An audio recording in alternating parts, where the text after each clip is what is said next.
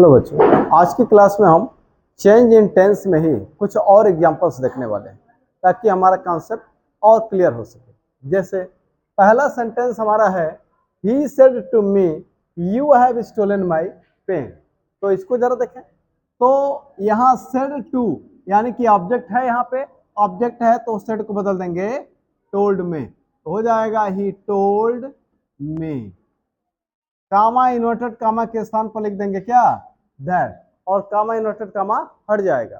फिर you, you अब देखिए कौन सा पर्सन है, किस पर्सन में है, हाँ यू है सेकंड पर्सन में, ये है आपका सेकंड पर्सन और सेकंड पर्सन है, सब्जेक्ट है कि ऑब्जेक्ट, सब्जेक्ट, तो ये सेकंड पर्सन है और सब्जेक्ट है, सब्जेक्ट, यहां लिखना ठीक नहीं है, सेकंड पर्सन और सब्जेक्ट। एक बात बताइए, सेकंड पर्सन को किसके अनुसार बदलते हैं,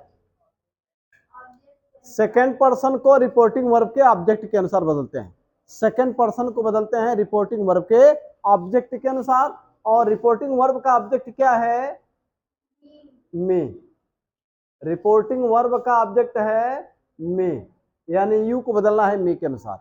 अच्छा, यू सब्जेक्ट है कि ऑब्जेक्ट, सब्जेक्ट, वर्ब के पहले है तो ये सब्जेक्ट है, तो यू अगर सब्जेक्ट है तो मी के अनुसार क्या होगा, यू सब्जेक्ट है तो मी के अनुसार हो जाएगा आई। यू अगर सब्जेक्ट है तो मी के अनुसार आई। आप देखिएगा रिपोर्टिंग वर्ब किस टेंस में है, रिपोर्टिंग वर्ब किस टेंस में है, पास्ट इंडेफिनिट में है, यानी पास्ट टेंस में। तो सुनिए, अगर सेकंड देखिएगा, सेड आपका देखिए से फर्स्ट फॉर्म होता है, सेड सेकंड और थर्ड फॉर्म होता है, यहाँ हेल्पिंग वर्ब नहीं है तो ये सेकंड का काम कर रहा है, तो second form was were had been दिया है तो पास्ट टेंस है, यानी ये पास्ट टेंस है रिपोर्टिंग वर्ब। तो रिपोर्टिंग वर्ब अगर पास्ट टेंस में है तो हम रिपोर्टेड स्पीच का टेंस बदल देंगे, क्या करेंगे, बदल देंगे। देखिए अगर रिपोर्टिंग वर्ब प्रेजेंट टेंस या फ्यूचर टेंस में है तो टेंस नहीं बदलेगा, लेकिन अगर ये पास्ट टेंस में है तो हम टेंस बदल देंगे, तो ये पास्ट टेंस में है टेंस बदलेंगे। अब जरा देखिएगा, तो जब हम टेंस बदलेंगे तो हैज हैव का क्या हो जाएगा, आपको मैंने टेंस चेंज इन टेंस वाला एक टेबल लिखवाया है कि हम हैज हैव को किस में बदलेंगे, हैड में, हैज हैव को बदल देंगे हैड में, तो यहां हो जाएगा हैड। इसका मतलब ये है कि प्रेजेंट परफेक्ट को बदल देंगे पास्ट परफेक्ट में, प्रेजेंट परफेक्ट को बदल देंगे पास्ट परफेक्ट में, यानी पास्ट परफेक्ट हो गया, हैड स्टोलन माय, माय कौन सा पर्सन है, फर्स्ट पर्सन, और फर्स्ट पर्सन को बदल देंगे सब्जेक्ट के अनुसार, और वो क्या है, ही, तो माय को ही के अनुसार, यानी ही और एक वचन पुल्लिंग के अनुसार माय क्या हो जाएगा, हिज पेन। आप देखिए कामा इन्वर्टेड कामा हट जाएगा, फुल स्टॉप लग गया, ठीक है। अब ये क्या हो गया देखिएगा, ये ये क्या था, ये डायरेक्ट स्पीच था, और ये क्या किस में बदल दिया, इनडायरेक्ट स्पीच में, ठीक है। अगला देखते हैं, राधा सेड टू देम, देखिएगा देम नहीं, said to them, Radha said to them, गलत लग गया था, तो यहां राधा सेड टू देम, तो यहां ऑब्जेक्ट है तो क्या हो जाएगा, राधा सेड टू देम, ठीक है। तो सेड, अब यहां पे ऑब्जेक्ट है तो सेड को क्या कर देंगे, टोल्ड में कर देंगे, यानी कि यहां हो जाएगा Radha told them, Radha told them, comma inverted comma के स्थान पर दैट, हो जाएगा ना। अब आगे देखें, आई हमारा क्या है, फर्स्ट पर्सन, फर्स्ट पर्सन को बदल देंगे किसके अनुसार, सब्जेक्ट के अनुसार, और वो सब्जेक्ट क्या है, राधा, राधा एक वचन स्त्रीलिंग है कि नहीं, तो अगर आई को सी और एक वचन स्त्रीलिंग के अनुसार बदलें तो क्या होगा, क्या होगा, सी, आई को सी और एक वचन स्त्रीलिंग के अनुसार बदलेंगे तो हो जाएगा सी। आप जरा देखिएगा, ये लिखा है बॉट, बॉट क्या है, बाय का सेकेंड और थर्ड फॉर्म होता है बॉट, तो हम इसको सेकेंड फॉर्म माने कि थर्ड फॉर्म माने, हेल्पिंग वर्ब नहीं है तो सेकेंड मानेंगे, हेल्पिंग वर्ब नहीं है तो क्या मानेंगे? हाँ, तो सेकंड फॉर्म अगर है वर्ब का, सब्जेक्ट प्लस सेकंड फॉर्म, तो क्या लिखा है आपने टेबल में, क्या हो जाएगा? सब्जेक्ट प्लस सेकंड फॉर्म है तो हो जाएगा हैड प्लस थर्ड फॉर्म। क्या हो जाएगा? Had plus third form. यानी कि पास्ट इंडेफिनिट को बदल देंगे पास्ट परफेक्ट में, पास्ट इंडेफिनिट बदल जाएगा पास्ट परफेक्ट में। ठीक है, सब्जेक्ट प्लस सेकंड फॉर्म को बदल देंगे subject had plus third form, तो यहां हो जाएगा had plus third form bought. अब आप बताइए, अब बुक, तो यहां लिखेंगे book, complete comma inverted comma हट जाएगा। समझ में आया? आगे बढ़िए। लिखा है सीमा सेड, सीमा ने कहा। क्या कहा? We were waiting for you. एक बात बताइए, यहां ऑब्जेक्ट तो है नहीं, नहीं है ना? तो अब आप सबसे बड़ी बात यह है कि क्या हमको ऑब्जेक्ट की जरूरत है कि नहीं? अगर सेकंड पर्सन है तो ऑब्जेक्ट की जरूरत है। ये यू क्या है? यू कौन सा पर्सन है? सेकंड पर्सन को किसके अनुसार? ऑब्जेक्ट के अनुसार बदलेंगे। ऑब्जेक्ट नहीं है, अगर सेकंड पर्सन है तो उसको बदलने के लिए ऑब्जेक्ट चाहिए, लेकिन ऑब्जेक्ट है नहीं, तो हम ऑब्जेक्ट क्या कर लेंगे? मान लेंगे। क्या करेंगे? मान लेंगे। हम बताए हैं ना ऑब्जेक्ट कैसे मानते हैं। ऑब्जेक्ट कुछ मान लेंगे, कुछ भी मानिए, लेकिन ध्यान रहे, देखिए हम मी को मान लें, कुछ भी मत मानिए, मतलब ऐसा जो सटीक हो। अब आई है तो मी मत मान लीजिए, अस्सी है तो हर मत मानिए, ही है तो हिम मत मानिए, दे है तो है देम मत मानिए। ठीक है, ये सब ध्यान रखिए। लेकिन आप यहाँ पे मान लीजिए हमने मी मान लिया, आपको बताए हैं अगर ये यहाँ पे थर्ड पर्सन हो तो आप फर्स्ट पर्सन का मान लीजिए। देखिए ये कोई रूल नहीं है, आपकी सुविधा के लिए मैं बता रहा हूँ। ठीक है, मानने के लिए आप कुछ भी ऑब्जेक्ट मान सकते हैं। ठीक है, चलिए हम मी मान लेते हैं ऑब्जेक्ट, अस भी मान सकते हैं, हिम भी मान सकते हैं। समझ में आ रहा है?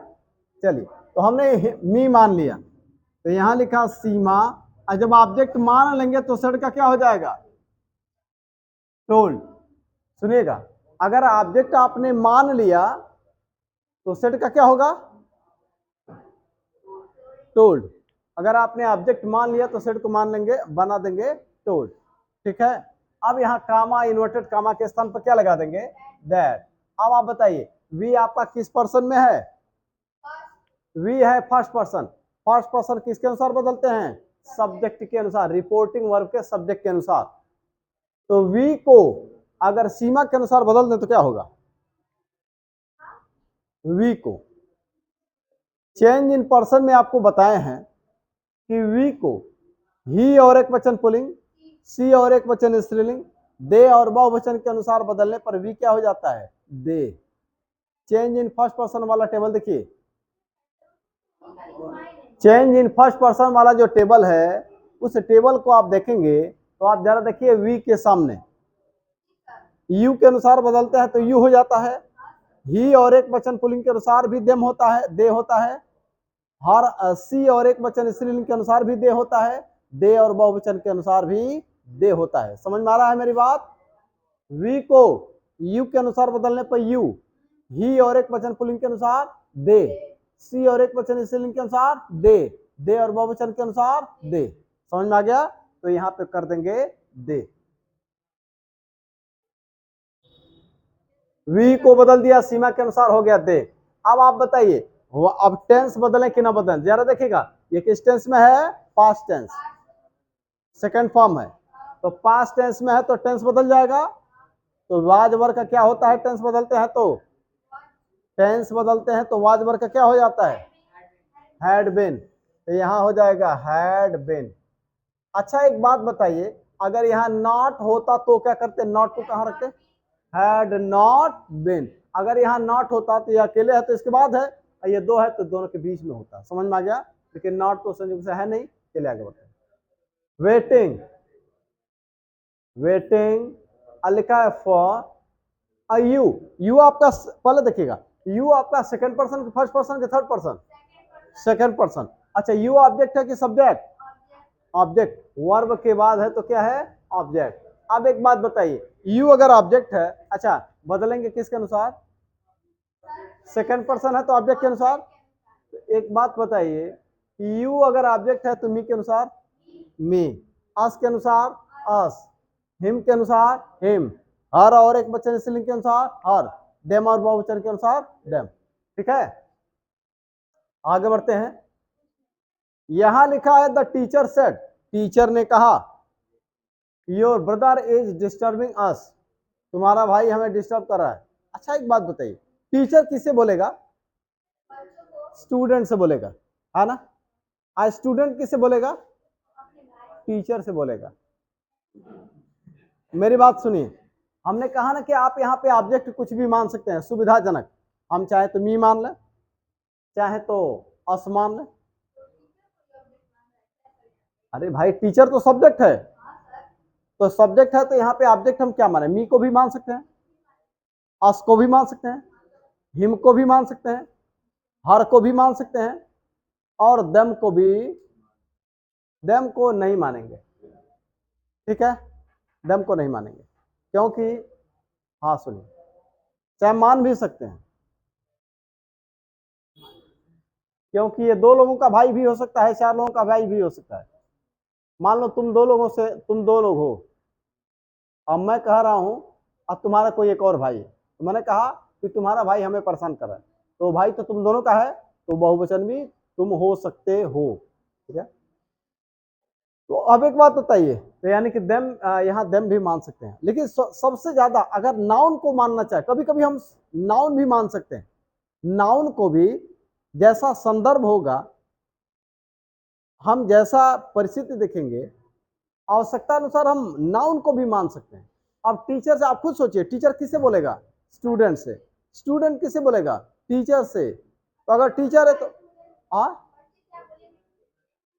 कुछ भी बोल रहे हैं, मतलब टीचर किससे बोलेगा?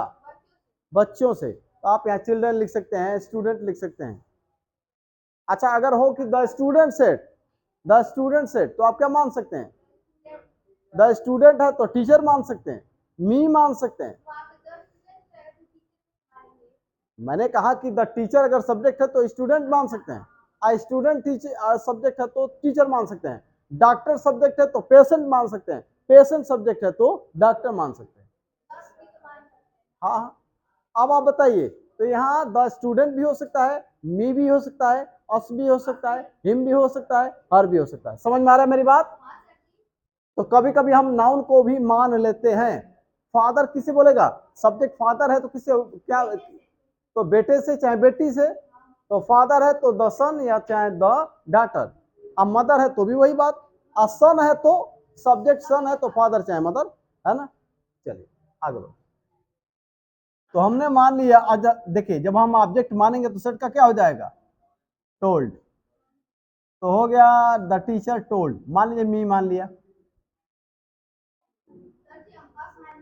बिल्कुल सही है। चलिए अब यहाँ पे हमने लगाया that.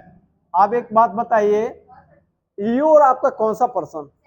Second person. Second person को बदलते हैं ऑब्जेक्ट के अनुसार, है ना?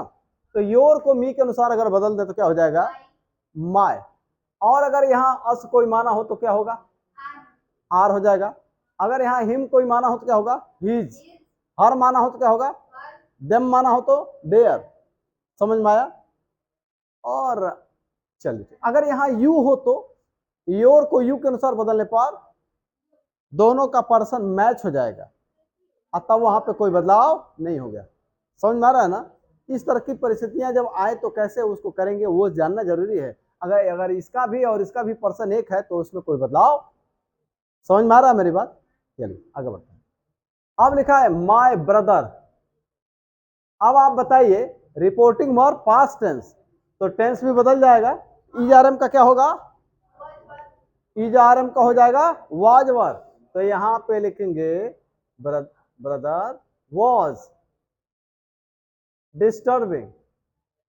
डिस्टर्बिंग। अस आपका कौन सा पर्सन? अस है, देखिएगा we us our ours our self, लिखने वाला काम बाद में, पहले समझने वाला काम। तो we us our ours our self कौन सा पर्सन? First person. और फर्स्ट पर्सन को बदलते हैं किसके अनुसार? सब्जेक्ट के अनुसार। समझ में आया? अब देखिए द टीचर जो है ना, टीचर तो मेल भी हो सकता है, फीमेल भी हो सकता है। यानी कि टीचर क्या है? कॉमन जेंडर है। कॉमन जेंडर यानी कि जो मेल और फीमेल दोनों हो सकता है। ठीक है, तो अब आप बताइए, तो इसको क्या माने, मेल की फीमेल? हाँ, अगर यहाँ पे कॉमन जेंडर है, नाउन अगर कोई है जिसके अनुसार बदल रहे हैं, अगर वो नाउन है, अगर वो कॉमन जेंडर है, यानी कि मेल फीमेल दोनों हो सकता है, ऐसा कोई नाउन है, तो आप उसको मेल मानेंगे। क्या मानेंगे? मेल। मेल मतलब पुरुष। ठीक है, तो अब एक बात बताइए, अगर सुनिए, अस को ही और एक वचन पुल्लिंग के अनुसार बदलने पर देम, हाँ, सी और एक वचन स्त्रीलिंग के अनुसार देम, दे और बहुवचन के अनुसार देम। ठीक है, और यू के अनुसार बदल दे तो सब्जेक्ट माने हैं कि ऑब्जेक्ट माने हैं? हम सब्जेक्ट मानते हैं कि ऑब्जेक्ट मानते हैं? कंफ्यूज, फिर वही कंफ्यूज, ऑब्जेक्ट मानते हैं, ऑब्जेक्ट माने हैं। इसलिए मैंने कि माना, इसको इससे कोई लेना देना नहीं है, तो मानते हैं इसके अनुसार। हाँ,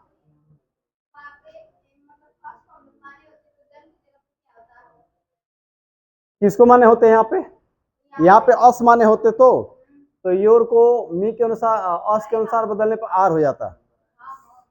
ठीक है, अच्छा चलिए इसको बदल देंगे। देखिए ये तो फर्स्ट पर्सन है ना, अब फर्स्ट पर्सन को बदलेंगे सब्जेक्ट के अनुसार, और वो क्या है? हम मान रहे हैं इसको एक वचन पुल्लिंग, एक वचन पुल्लिंग के अनुसार बदल देंगे तो देम। समझ में आया?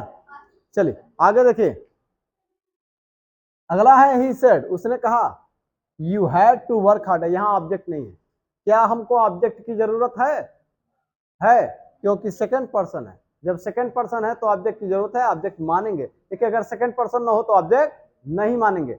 समझ में आया? चलिए ऑब्जेक्ट मानिए, तो लिखेंगे ही टोल्ड। अब यहाँ ऑब्जेक्ट कुछ मान लीजिए, मी मान लीजिए, कामा इनवर्टेड कामा के स्थान पर दैट। अब आप बताइए यू ये जो है आपका कौन सा पर्सन? फर्स्ट पर्सन है कि second person? Second person. You, your, yours, yourself, yourself, second person है ना। तो सेकंड पर्सन को बदलेंगे किसके अनुसार? ऑब्जेक्ट के अनुसार। किसके अनुसार?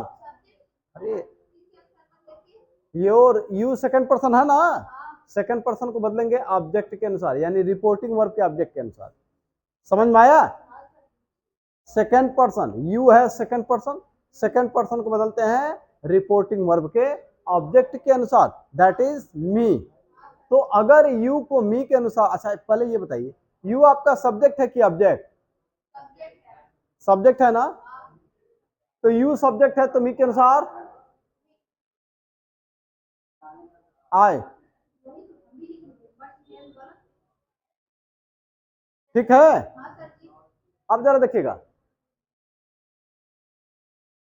अच्छा एक चीज और देखिएगा, यहाँ पे जो मैंने बदल दिया है, आप सीधा सीधा तो ये मैंने आपको लिखवाया है कि चलिए वाज वर्ब को हैड बीन में बदल देते हैं, लेकिन ये किस टेंस में है? पास्ट कंटिन्यूअस में। ये किस टेंस में हो गया? Past perfect continuous. यानी कि पास्ट इंडेफिनिट को पास्ट परफेक्ट में, अब पास्ट कंटिन्यूअस को पास्ट परफेक्ट कंटिन्यूअस में। पास्ट इंडेफिनिट को किस में? पास्ट परफेक्ट में। अब पास्ट कंटिन्यूअस को पास्ट परफेक्ट कंटिन्यूअस में। पास्ट कंटिन्यूअस को पास्ट परफेक्ट कंटिन्यूअस, अब पास्ट इंडेफिनिट को पास्ट परफेक्ट में। सुनिए, प्रेजेंट इंडेफिनिट पास्ट इंडेफिनिट में, past present continuous past continuous में, present perfect past perfect continuous में, प्रेजेंट परफेक्ट पास्ट परफेक्ट में, अब present perfect continuous past perfect continuous में। लेकिन पास्ट इंडेफिनिट पास्ट परफेक्ट में, अब past continuous past perfect continuous. देखिए ये मैंने सीधा सीधा लिखवा दिया, किसको बदलेंगे तो क्या हो जाएगा? चलिए आगे देखिए, अब यहां लिखा हैड, हैड टू है तो क्या हो जाएगा, अच्छा टेंस बदलना है, देखिए पास्ट टेंस में है रिपोर्टिंग वर्ब, तो हैड अगर अगर हैड टू है तो हैड टू यानी कि डबल हैड टू। अब आप देखिएगा, आप किताबों में पढ़ते हैं कि है पास्ट परफेक्ट को और पास्ट परफेक्ट कंटिन्यूअस का टेंस नहीं बदलते, लेकिन आपको ये देखने में पास्ट परफेक्ट दिखता है क्या, नहीं नहीं। अगर हैड के साथ वर्ब का थर्ड फॉर्म है तब तो पास्ट परफेक्ट है, और अगर वर्ब के हैड के साथ वर्ब का थर्ड फॉर्म नहीं है तो वह टेंस क्या है, किस टेंस में है, तब वो पास्ट इंडेफिनिट में है। सुनिएगा, हैड के बाद से थर्ड फॉर्म है तो कौन सा टेंस है, वो पास्ट परफेक्ट है। हैड के साथ अगर थर्ड फॉर्म है तो क्या है, वो पास्ट परफेक्ट है। देखिए हैड के बाद से अगर थर्ड फॉर्म नहीं है तो क्या है, वो पास्ट इंडेफिनिट है। समझ में आया, तो पास्ट इंडेफिनिट को बदलते हैं पास्ट परफेक्ट में। तो ये एक मेन वर्ब, ये हेल्पिंग वर्ब। एक हैड क्या है, मेन वर्ब, ये क्या है, हेल्पिंग वर्ब। दोनों एक ही है ना भाई। देखिए ये तो मेन वर्ब है यहाँ पे, सुनिए। अब देखिए हैज आपका सेकंड फॉर्म होता है हैड, इसलिए पास्ट इंडेफिनिट है। अब पास्ट इंडेफिनिट है तो पास्ट इंडेफिनिट को पास्ट परफेक्ट में बदलते हैं ना, तो ये तो मेन वर्ब है, सेकंड और थर्ड फॉर्म दोनों हैड होता है, लेकिन इसके साथ एक और लगाए हैड। क्यों लगाए, अब इसको है ये वाला हैड लगा के इसको पास्ट परफेक्ट बनाए, क्योंकि ये हेल्पिंग वर्ब है, ये मेन वर्ब। समझ में आया। और टू के बाद हमेशा वर्ब का फर्स्ट फॉर्म ही होता है, उसमें लिखवाए होंगे टू प्लस वर्ब के फर्स्ट फॉर्म में कोई बदलाव नहीं होता है। टू प्लस फर्स्ट फॉर्म में कोई बदलाव, टू प्लस वर्ब का फर्स्ट फॉर्म है तो कोई बदलाव नहीं होगा। टू प्लस फर्स्ट फॉर्म है तो कोई बदलाव नहीं होगा, देखिएगा two plus first form, two plus first form, तो टू के बाद से हमेशा वर्ब का फर्स्ट फॉर्म ही आता है। तो यहां लिखेंगे, इसको इन्फिनिटिव बोलते हैं, वर्ब हार्ड।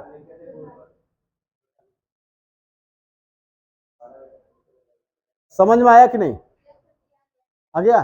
चलिए आगे देखिए, द स्टूडेंट सेड, विद्यार्थियों ने कहा we had done our work. एक बात बताइए, द स्टूडेंट सेड, विद्यार्थी किसे बोलेंगे, टीचर से।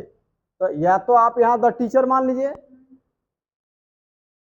लेकिन एक बात बताइए, क्या यहाँ पे ऑब्जेक्ट मानने की जरूरत है, कहीं सेकेंड पर्सन है, नहीं। जब सेकेंड पर्सन का प्रोनाउन नहीं है तो ऑब्जेक्ट की जरूरत नहीं है। तो जब ऑब्जेक्ट यहाँ पे नहीं मानेंगे, जब ऑब्जेक्ट नहीं मानेंगे तो सेड का सेड ही रह जाएगा। ऑब्जेक्ट नहीं मानेंगे तो सेड का सेड ही रह जाएगा। समझ में आया है मेरी बात, आया है। चलिए अगला है वी। वी आपका है फर्स्ट पर्सन, तो फर्स्ट पर्सन को बदलेंगे किसके अनुसार, फर्स्ट पर्सन को बदलेंगे सब्जेक्ट के अनुसार, द स्टूडेंट्स। ये बहुवचन है तो वी को स्टूडेंट्स के अनुसार बदलेंगे तो क्या होगा, दे। देखिएगा वी को ही और एक वचन पुल्लिंग, सी और एक वचन स्त्रीलिंग, दे और बहुवचन, इन छह के अनुसार बदलने पर वी का क्या हो जाता है, दे। तो यहां हो जाएगा दे। अब यहां लिखा है had done, had done. Done क्या है, डू का थर्ड फॉर्म है डन। तो अगर हैड प्लस थर्ड फॉर्म है मतलब वो पास्ट परफेक्ट है, उसको बदलते नहीं। पास्ट परफेक्ट और पास्ट परफेक्ट कंटिन्यूअस को बदलते नहीं, चेंज नहीं करते हैं टेंस में। और हैड बिन है, had been past perfect continuous बना देगा। हैड बिन क्या बनाएगा, पास्ट परफेक्ट कंटिन्यूअस। समझ में आ रहा है। तो पास्ट परफेक्ट और पास्ट परफेक्ट कंटिन्यूअस को बदलते नहीं है। या सीधा सीधा मैं आपको बता दूं, सीधा सीधा हैड प्लस थर्ड फॉर्म है तो नहीं बदलेगा, हैड बिन में हैड बिन है तो नहीं बदलेगा। हैड प्लस थर्ड फॉर्म को नहीं बदलेंगे और हैड बिन को नहीं बदलेंगे। समझ में आ गया। तो यानी कि यहाँ टेंस बदलना नहीं है, यहाँ हो जाएगा दे हैड डन। आर कौन सा पर्सन है, फर्स्ट पर्सन। फर्स्ट पर्सन को बदलेंगे सब्जेक्ट के अनुसार, द स्टूडेंट्स बहुवचन। आर को ही और एक वचन पुलिंग, देखिए किसके अनुसार बदलना है, इसके अनुसार। तो आर को ही और एक वचन पुलिंग के अनुसार, सी और एक वचन स्त्रीलिंग के अनुसार, दे और बहुवचन के अनुसार, इनके अनुसार बदलेंगे तो हो जाएगा देयर वर्क। समझ में आया है? तो आज चेंज इन टेंस को हमने देखा, एक दिन और इसको देखेंगे कुछ एग्जांपल। तो आज के लिए इतना ही, धन्यवाद।